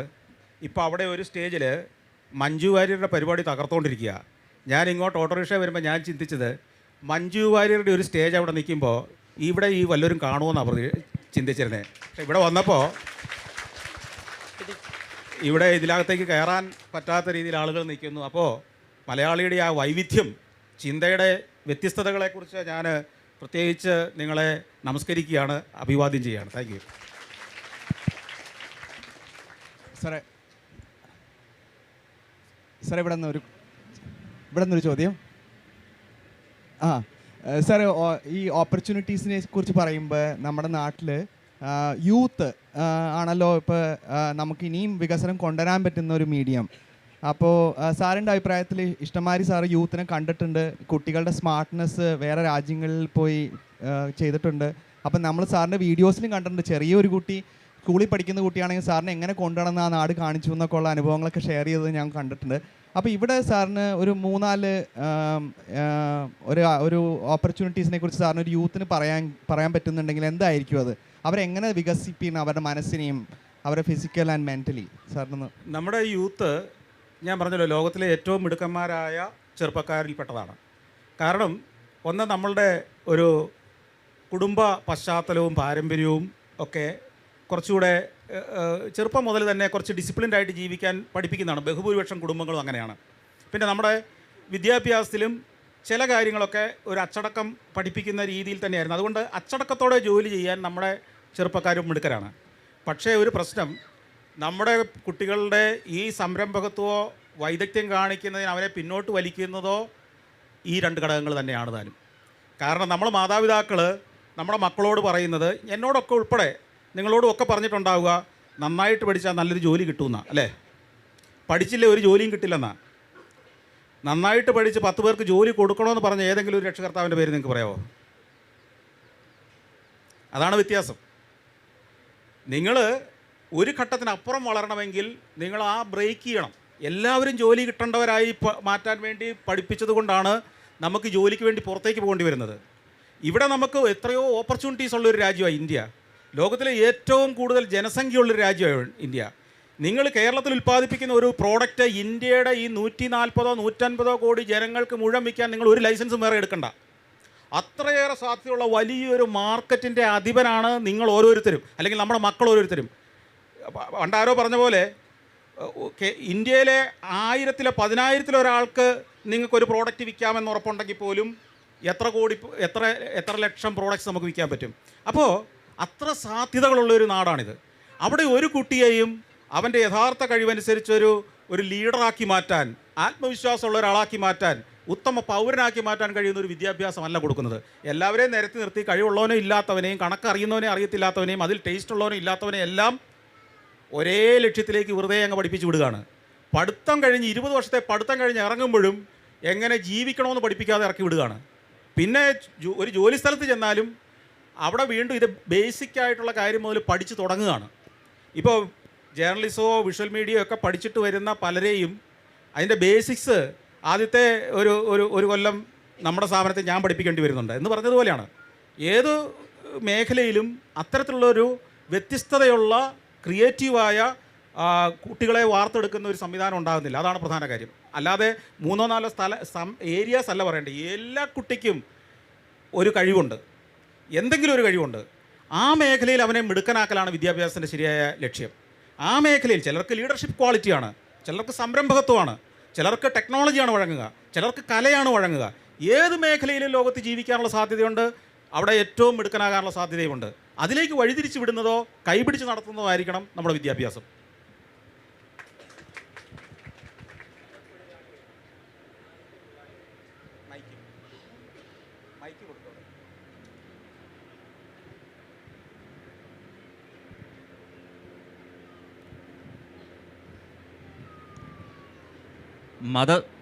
മതത്തൊഴിലാളികളും രാഷ്ട്രീയ തൊഴിലാളികളും അരങ്ങുവാഴുന്ന നമ്മുടെ ഈ നാട്ടിൽ പൊതുജനത്തിൻ്റെ പണം ഒരു 100 രൂപ പബ്ലിക്കായിട്ടുള്ളൊരു വർക്കിലേക്ക് ഇൻവെസ്റ്റ് ചെയ്യാൻ, ഉദാഹരണത്തിന് അതിൽ 40 രൂപ അല്ലെ 30 രൂപ മാത്രമേ ഇൻഎഫക്റ്റിൽ എക്സിക്യൂട്ടഡ് ആകുന്നുള്ളൂ. ബാക്കിയുള്ളത് വീതിച്ചു പോവുകയാണ് എന്ന് ഓൾ ഇന്ത്യ കണക്ക് പണ്ടൊരു പ്രധാനമന്ത്രി പറഞ്ഞിട്ടുണ്ട്.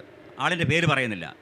അത്തരത്തിൽ കാര്യങ്ങൾ ഇവിടെ നടക്കുന്നത് കൊണ്ടാണ് നമുക്കിവിടെ പണം യഥാർത്ഥത്തിൽ രാജ്യപുരോഗതിക്ക് ഉപയോഗിക്കാൻ കഴിയാതെ വരുന്നത്. ഇത് ഇവിടെ കാലാകാലങ്ങളിൽ നടന്നു വരുമ്പോൾ ഇന്നത്തെ കാലത്തെ ജെൻസികൾ, ഇന്നത്തെ യുവതലമുറ, ഈ എഡ്യൂക്കേറ്റഡ് ആയിട്ടുള്ള ആളുകൾ അതിലേക്ക് ചിന്തിക്കുകയോ അഴിമതി എന്താണെന്ന് മനസ്സിലാക്കുകയോ ചെയ്ത് പ്രതികരിക്കുന്നില്ല. ഇപ്പോൾ 16,001 വോട്ടർമാരുള്ള ഒരു പഞ്ചായത്തിൽ 80 വിവരാവകാശം കൊടുത്ത ആളാണ് ഞാൻ. 16,001-ൽ ഞാൻ ഒരാൾ ഒഴികെ 16,000 പേര് എനിക്കെതിരായിരുന്നു. ചോദ്യത്തിലേക്ക് പറഞ്ഞേ. അതെ. അപ്പോൾ ആ യുവജനത്തിന് ഇതിലൊരു ബോധമുണ്ടാകാൻ എന്തെങ്കിലും ഒരു നിർദ്ദേശം വെക്കാൻ താങ്കൾക്കുണ്ടോ? കാരണം താങ്കൾ ലോകം മുഴുവൻ കണ്ടിട്ടുള്ള ആളാണ്. Thank you. ചെറുപ്പക്കാർക്ക് ഇത്തരം കാര്യങ്ങളിലൊക്കെ കൃത്യമായ ബോധമുണ്ട്. ആ ബോധം ഉള്ളത് കൊണ്ടാണ് ഇവർ നാടുവിടുന്നതെന്നാണ് എനിക്ക് തോന്നുന്നത്.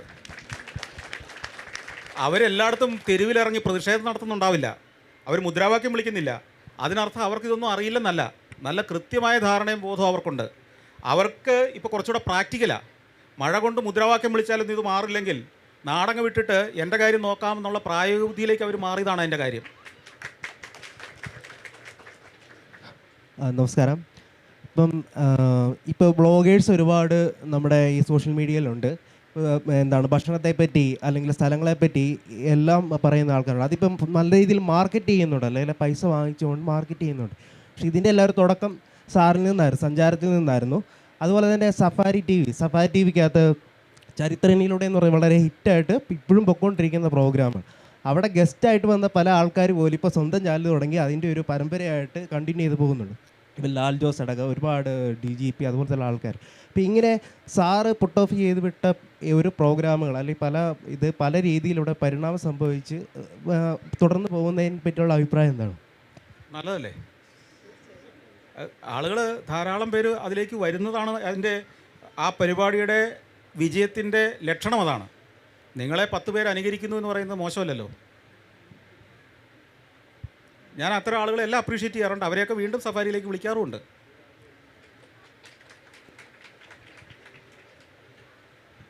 സാർ, ഈ കുറേ അധികം ഇങ്ങനെ ഫാൻ എഡിറ്റ്സ് ഒക്കെ വരാറുണ്ട് സാറിൻ്റെ, കുറേ യൂട്യൂബിലും സാറിന് ക്ലിപ്സ് ഒക്കെ വെച്ചിട്ട്. സോ അതിൻ്റെ അതായത് സാറിൻ്റെ കുറേ ഇൻ്റർവ്യൂസും ഇങ്ങനെ സ്റ്റേജസിലൊക്കെ വരുന്ന പ്ലാറ്റ്ഫോംസിൽ വരുന്നുണ്ട്. ഫാൻ എഡിറ്റ്സ് പോലെ വരാറുണ്ട്. Because you said things that make a lot of sense to people. അപ്പം my question is, have you ever or will you consider stepping in to politics to build things from the ground up കേരളത്തിൽ? ഈ എൻ്റെ അഭിമുഖങ്ങൾ കഷ്ണങ്ങളായി വരുന്നതിനെക്കുറിച്ച് പറഞ്ഞപ്പോൾ ഒരു കാര്യം കൂടെ പറയണം. ഞാൻ പലപ്പോഴും ഒരു കാര്യത്തെക്കുറിച്ച് പറയുന്നത് അതിൻ്റെ ഗുണവും ദോഷവും എന്താണെന്ന് പറയാൻ ഇഷ്ടപ്പെടുന്ന ഒരാളാണ്. ഇപ്പോൾ ഒരു രാഷ്ട്രീയക്കാരനെക്കുറിച്ച് അഭിപ്രായം ചോദിച്ചാലും ഞാൻ ആ മനുഷ്യൻ്റെ ഗുണവും പറയും ദോഷവും പറയും. എന്നാൽ ആ രാഷ്ട്രീയക്കാരന് ഇഷ്ടമില്ലാത്തവർ സന്തോഷ് ജോർജ് കുളങ്ങര അയാളെ നിശ്ചിതമായി വിമർശിക്കുന്നു പറഞ്ഞാൽ ആ ദോഷം മാത്രം എടുത്ത് കൊടുക്കും. അദ്ദേഹത്തിൻ്റെ രാഷ്ട്രീയ പാർട്ടിക്കാർ അദ്ദേഹത്തെക്കുറിച്ച് പറഞ്ഞത് മാത്രം പറയും. അപ്പോൾ കുറേ ആളുകൾ തെറ്റിദ്ധരിക്കും ഞാൻ ആ മനുഷ്യനെ എന്താണ് നാടൻ ഭാഷയിൽ എന്താ പറയുന്നത് ഞാൻ പറയുന്നില്ല, എന്തോ ചെയ്തു എന്നൊക്കെ പറയും. അങ്ങനെയൊക്കെയാണ് കമൻറ്റ് വരിക. പക്ഷേ ഞാനെപ്പോഴും പറയുക, എനിക്ക് രാഷ്ട്രീയമായി എല്ലാവരെക്കുറിച്ചും കൃത്യമായ എൻ്റേതായൊരു ധാരണയുണ്ട്. അതിൽ ഞാൻ വിശ്വസിക്കുന്നത് ഒരു വ്യക്തിയും തിന്മ മാത്രമായിട്ടൊന്നും ചെയ്യുന്നില്ല. ഏത് വ്യക്തിയും രാഷ്ട്രീയക്കാരനാവട്ടെ കലാകാരനാവട്ടെ അവനും നന്മയും ചെയ്തിട്ടുണ്ടാവാം. ആ നന്മയെ നമ്മൾ അപ്രീഷിയേറ്റ് ചെയ്യുന്ന ഒരു സ്വഭാവം പൊതുസമൂഹത്തിനില്ല. നമുക്ക് കേൾക്കേണ്ടത് ഒരാൾ പ്രശ്നക്കാരനാണ് കുറ്റക്കാരനാണെന്നുള്ള വാർത്തയ്ക്ക് വേണ്ടി നമ്മൾ കാത്തിരിക്കുക. ഒരാൾ വിജയിച്ചു എന്ന കഥ കേൾക്കുന്നതിനേക്കാൾ അവൻ പൊട്ടി എന്ന് കേൾക്കാൻ നമ്മൾ കാത്തിരിക്കുകയാണ്. അപ്പോൾ നമുക്ക് ഏതാണ് കേൾക്കാൻ ഇഷ്ടം? കൊച്ചിയിൽ 50 നിലയുള്ള ഒരു കെട്ടിടം പണി പൂർത്തിയായി എന്ന വാർത്ത കേൾക്കാനാണോ ഇഷ്ടം? ആ 50 നില കെട്ടിടം ഇതാ നാളത്തെ കഴിഞ്ഞ് ഇടിച്ചു പൊളിക്കാൻ പോകുന്നു എന്ന് കേൾക്കുന്നതാണോ നമുക്കിഷ്ടം? 50 നില കെട്ടിടം ഉദ്ഘാടനം കാണാൻ നമ്മൾ പോവില്ല, പക്ഷേ ഇടിച്ചു പൊളിക്കുന്നത് കാണാൻ നമ്മളവിടെ തിക്കി തിരക്കും. അപ്പോൾ അതുകൊണ്ട് തന്നെ സന്തോഷ് ജോർജ് കുളങ്ങര പറയുന്നതിൽ തന്നെ അതിനകത്ത് നിന്ന് ഏറ്റവും നെഗറ്റീവായൊരു സാധനത്തെ എടുത്തിട്ട് ഷെയർ ചെയ്താലേ ആളുകൾ കാണൂ എന്നൊരു ചിന്ത പല ആളുകൾക്കുണ്ട്. അതുകൊണ്ട് തന്നെ അങ്ങനെ കഷ്ണങ്ങളാക്കുന്നുണ്ട്. അപ്പോൾ അതൊന്നും എനിക്ക് ഉത്തരവാദിത്തമുള്ള കാര്യമല്ല. ഞാൻ എന്തു പറഞ്ഞു എന്നറിയണമെങ്കിൽ ആ അഭിമുഖത്തിൻ്റെ മുഴുവൻ രൂപ അവിടെ കിടപ്പുണ്ട്. ആ മുഴുവൻ രൂപം കണ്ട ആളുകൾ ഈയിടെ ഏതോ ഒരിടത്ത് ഒരു അഭിമുഖകാരിയുമായിട്ട് ഞാനിങ്ങനെ സംസാരിക്കുമ്പോൾ അവരെന്തോ ഒരു കുസൃതി ചോദ്യം എൻ്റെ അടുത്ത് ചോദിച്ചു. അതിന് ഞാനൊരു കുസൃതി മറുപടിയും കൊണ്ടു. ആ ഭാഷണം മാത്രം എടുത്തിട്ടിട്ട് ആ ചോദ്യക്കാരിയെ ഞാൻ തകർത്ത് തരിപ്പണമാക്കി വിട്ടു എന്നൊക്കെ പറഞ്ഞിട്ട് കിട്ടു. അതിൻ്റെ ഇടയിൽ കുറേ ആൾക്കാർ കമൻറ്റ് ഇട്ടു, എന്നാലും ആ ചോദ്യക്കാരോട് ചോദിച്ചത് മോശമായിപ്പോയെന്ന്. ആ പറഞ്ഞ മൂഡ് അല്ലെങ്കിൽ അവർ ചോദിച്ച ആ കുസൃതി ചോദ്യത്തിൻ്റെ ആ അർത്ഥം അല്ലെങ്കിൽ നമ്മൾ പറഞ്ഞത് അവിടെ ഇരുന്ന ആളുകൾക്കും അതിന് മുഴുവൻ ഇൻ്റർവ്യൂ കണ്ടവർക്കും മനസ്സിലായി. അപ്പോൾ ഇങ്ങനെ ഈ ചെറിയ കഷ്ണം കണ്ട് നിഗമനത്തിലെത്തുന്ന ഒരു അല്പബുദ്ധിക്കാരായി നമ്മുടെ പ്രേക്ഷകർ മാറരുതെന്ന് എനിക്കൊരു അഭിപ്രായമുണ്ട്. ആ അല്പബുദ്ധി കൊണ്ടാണ് പലപ്പോഴും നമ്മൾ അറിയാതെ എല്ലാവരുടെയും കീഴെ അവരെല്ലാം പ്രശ്നക്കാരാണെന്നുള്ള മട്ടിൽ കമൻ്റ് ഇടുന്നത്. നമുക്ക് പ്രശ്നങ്ങളില്ലേ? നമ്മൾ ഓരോരുത്തരും ചിന്തിക്കുക, നമ്മളും തെറ്റുകൾ പറ്റാറില്ലേ? നമുക്കും വാക്കുപിഴകൾ ഉണ്ടാവാറില്ലേ? നമ്മളും പറഞ്ഞതെല്ലാം ശരിയായിരുന്നു 100%. അതിനെ മുഴുവൻ അയലോക്കംകാരൻ ഒരു വീഡിയോ ആക്കി അങ്ങ് ടെലികാസ്റ്റ് ചെയ്തിരുന്നെങ്കിലോ? നിങ്ങൾ വീട്ടിൽ ഭാര്യയെ ചീത്ത വിളിച്ചത് മുഴുവൻ അയലോക്കത്താൻ വീട്ടിൽ ഒളിച്ച് മൈക്ക് വെച്ചിട്ട് അത് മുഴുവൻ നാട്ടുകാരെ കേൾപ്പിച്ചിരുന്നെങ്കിലോ? കേരളത്തിൽ എത്ര പേര് തലയുയർത്തി നടന്നേനെ? അത്രേ ഉള്ളൂ കാര്യം. അങ്ങനെ ചിന്തിച്ചാൽ മതി.